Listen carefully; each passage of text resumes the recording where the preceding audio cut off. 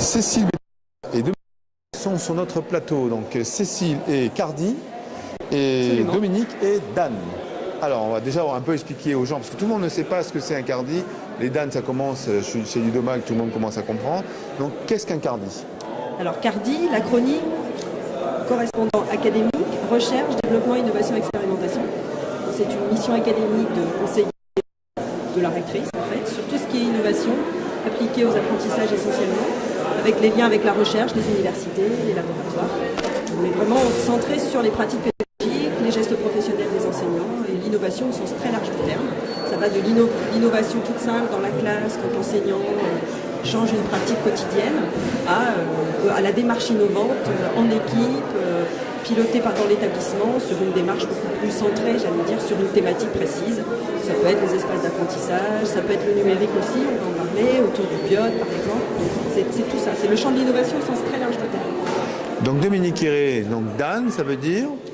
Alors, les DAN sont les délégués académiques au numérique. Ce sont des postes de conseillers, de recteurs et de rectrices aussi, et qui sont missionnés pour pouvoir accompagner la politique du numérique éducatif dans une académie.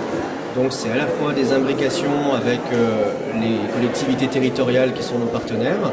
On est aussi sur le champ de l'évolution des pratiques pédagogiques dans la classe avec des outils ou des ressources numériques. Et on se trouve aussi régulièrement sur des sujets communs, puisqu'une partie de l'innovation aujourd'hui se fait à travers des outils numériques. Et on est amené de plus en plus finalement à travailler ensemble au sein finalement de groupes opérationnels qui s'organisent petit à petit et qui ont vocation de valoriser les initiatives prises dans les établissements et de faire en sorte que ce qui marche et ce qui est efficace puisse, si c'est évalué en tout cas comme tel, être répandu à droite et à gauche, parce que c'est pour le bénéfice des élèves que ces actions se mettent en place. Alors il y a un métier, effectivement les métiers sont très proches, mais j'entends dans ce que dit Dominique que le Dan est là pour relayer quelque part la politique du ministère en matière de numérique. Un effort particulier sur ça. Est-ce que dans l'innovation, on est dans le même cas de figure, ou vous êtes là plutôt pour faire du bottom-up? Je crois que c'est les deux.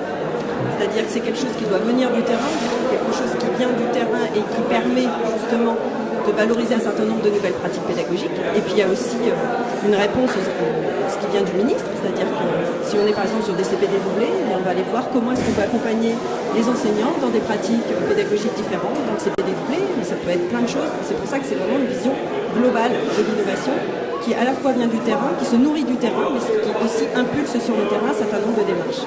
D'accord. Les sujets qui vous réunissent donc aujourd'hui, donc c'est l'Académie de Poitiers.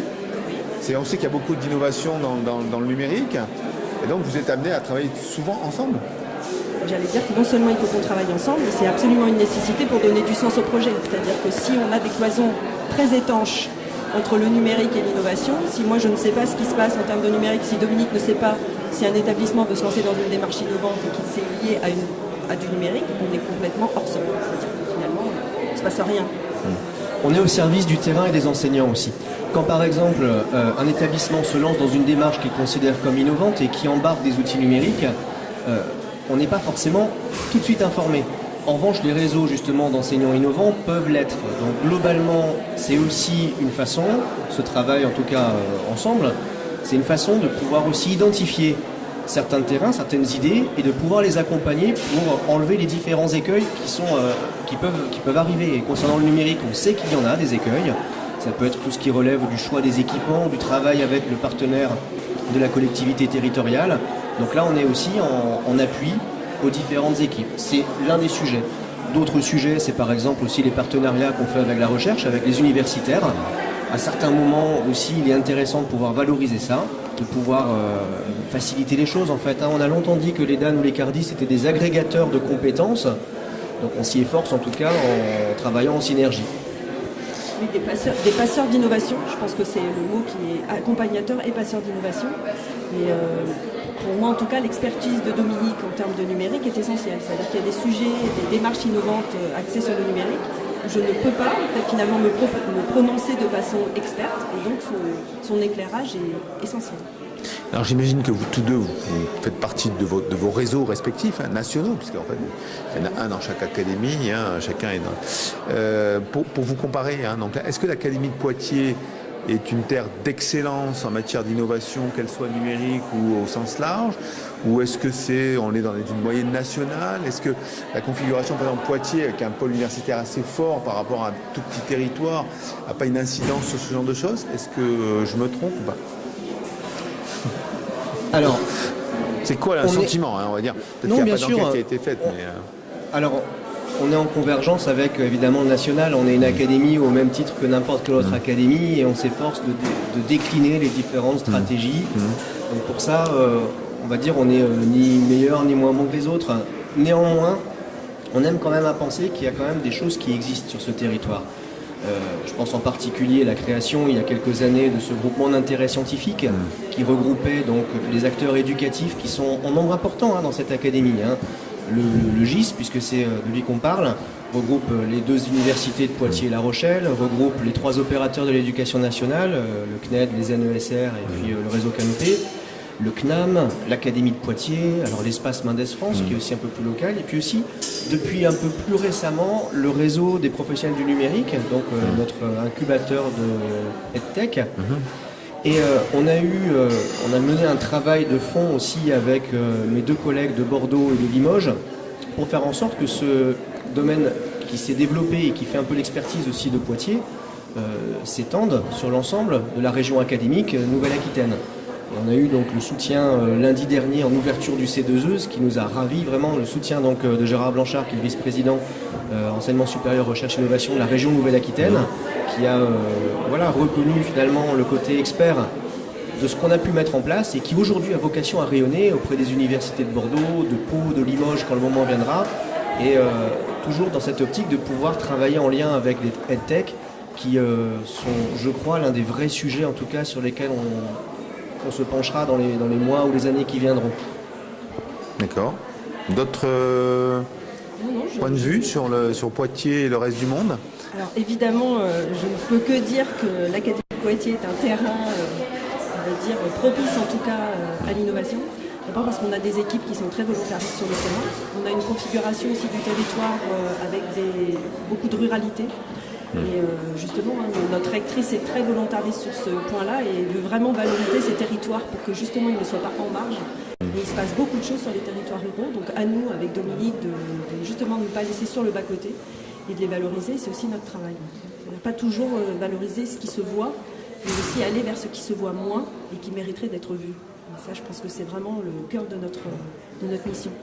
Et ça s'y prête bien. C'est vrai que, tu le disais, ce sont des territoires qui sont ruraux, avec de toutes petites structures, parce que de petits villages, petites villes, etc. La moitié des communes de l'Académie de Poitiers fait moins de 500 habitants. C'est assez révélateur. Et si on n'est pas en capacité de pouvoir travailler ensemble, on n'existe plus finalement. Donc c'est vrai que c'est culturel aussi, je crois, de nourrir en tout cas ces réseaux et ces interrelations entre unités éducatives, enseignants, etc. Alors pour en finir avec vous deux, je vais vous poser une petite question qui, j'espère, n'est pas piège, mais à vous deux me sortir un exemple d'une expérience innovante en pédagogie ou autre que vous avez relevé par exemple dans les 6 mois qui viennent, et vous au niveau du numérique.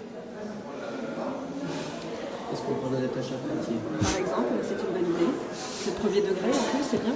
Vas-y, je te laisse faire. Tu vas connaître les points.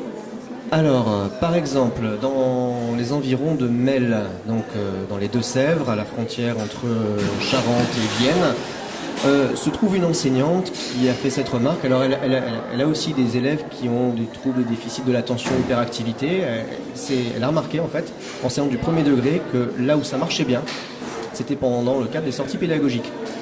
Et donc elle a déposé un projet innovant assez récemment pour indiquer qu'en fait elle souhaitait faire en sorte que la classe soit constamment en sortie pédagogique et que l'exception ce soit le moment où on est en classe.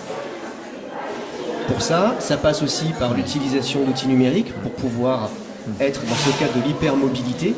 Donc c'est acquisition de tablettes, acquisition aussi de réseaux Wi-Fi ou de 3G, 4G. Les choses sont en train de se construire aujourd'hui. On en est au tout début.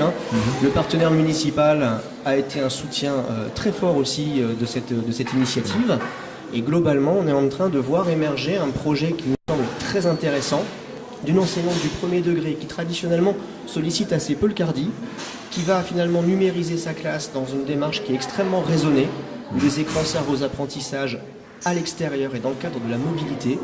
et pour une problématique scolaire qui n'est quand même pas forcément simple à gérer. Donc ça, c'est juste un exemple d'imbrication, en tout cas, des compétences des uns et des autres pour permettre à cette enseignante de mener à bien ce projet et faire en sorte que des élèves qui souvent des fois sont un peu bousculés en tout cas par les règles de notre système scolaire puissent trouver, on va dire, voilà, de quoi, des bonnes conditions pour apprendre et aller au-delà de ce qui est le trouble dont ils peuvent souffrir de temps en temps.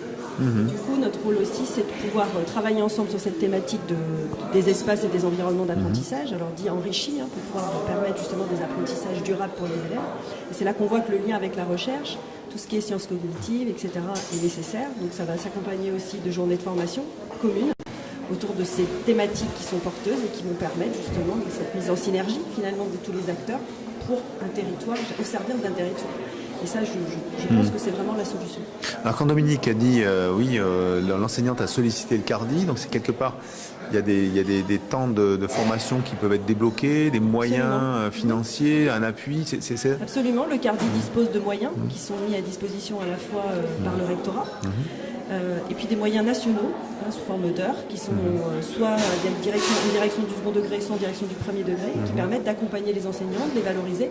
C'est jamais à la hauteur de l'investissement qu'ils ont, ça on le sait, mais c'est au moins un intérêt qu'on leur porte. Et puis derrière, il y a aussi des visites sur place, des visites de classe, des visites croisées entre différents acteurs, des inspecteurs, des conseillers pédagogiques. Donc tous ces acteurs finalement éducatifs au service des apprentissages se parlent, discutent entre eux pour trouver les meilleures solutions et les meilleurs accompagnements possibles. Pour le projet en question. Pour le projet en question et pour les élèves surtout. Une task force, comme ça. C'est comme ça que ça s'appelle, en tout cas dans l'Académie de Poitiers. On en est assez fiers de cette task force, ce groupe opérationnel, parce qu'en effet, il permet de faire tomber les cloisons, de faire tomber les murs. Si moi j'ai un projet numérique et que j'en informe pas le DAN, ça n'a pas d'intérêt. Si j'ai un beau projet innovant qui touche par exemple le parcours artistique et culturel et que le service du rectorat de la DAC n'est pas au courant, ça n'a pas de sens non plus. Il se passe des choses intéressantes, ça on le sait, sur tout le terrain. Quand on voit par exemple le succès ou l'intérêt que peuvent susciter des films comme Une idée folle par exemple. Voilà, Une idée folle, c'était quelques écoles aussi un peu expérimentales. Et nous, notre objectif, c'est de montrer que ce n'est pas que dans des écoles expérimentales avec une étiquette donnée qu'il se passe des choses passionnantes. C'est dans l'enseignement public, ordinaire, où des enseignants font un travail remarquable et fantastique. Donc ça, on est tout à fait dans cette logique d'être fiers, en tout cas, de la qualité professionnelle de nos enseignants. C'est dans les logiques aussi qui ont été là. On voulait une école qui soit à l'offensive sur l'excellence scolaire. Et c'est le cas. Bien, merci. C'est une belle conclusion. Oui, je crois. Hein Si tu le dis. Merci Cécile, merci Dominique. Merci.